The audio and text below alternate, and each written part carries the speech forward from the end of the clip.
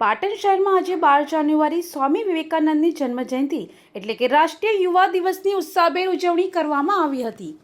આ ખાસ પ્રસંગે north Gujarat education society Mumbai સંચાલિત આર્ટ્સ, કોમર્સ અને સાયન્સ કોલેજના સંયુક્ત ઉપક્રમે એક ભવ્ય સ્વદેશી સંકલ્પ દોડનું આયોજન કરવામાં આવ્યું હતું।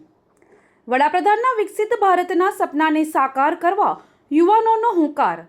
કોલેજ કેમ્પસથી શરૂ થયેલી આ દોડમાં મોટી સંખ્યામાં વિદ્યાર્થીઓ અને ગ્રામજનો ઉત્સાહપૂર્વક જોડાયા હતા।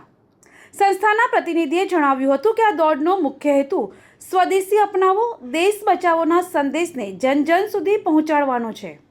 વડાપ્રધાન નરેન્દ્ર મોદીના વિકસિત ભારતના સંકલ્પને સાકાર કરવા માટે સ્વદેશી વસ્તુઓનો ઉપયોગ અનિવાર્ય છે।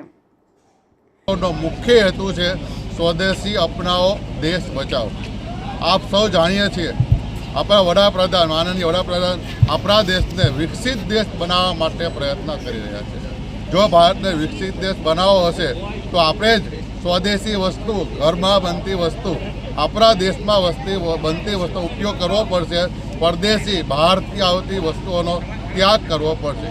માટે કોઈ કેમ્પસના સર્વ વિદ્યાર્થીઓ, ગ્રામજનોને આ સંદેશો અમે ફેલાવવા માગીએ છીએ। સ્વદેશી અપનાવો, વિદેશી વસ્તુઓનો બહિષ્કાર કરો। યુવાનોએ આ પ્રસંગે વિદેશી વસ્તુઓનો ત્યાગ કરી દેશમાં બનેલી ચીજવસ્તુઓને પ્રાધાન્ય આપવા શપથ લીધા હતા।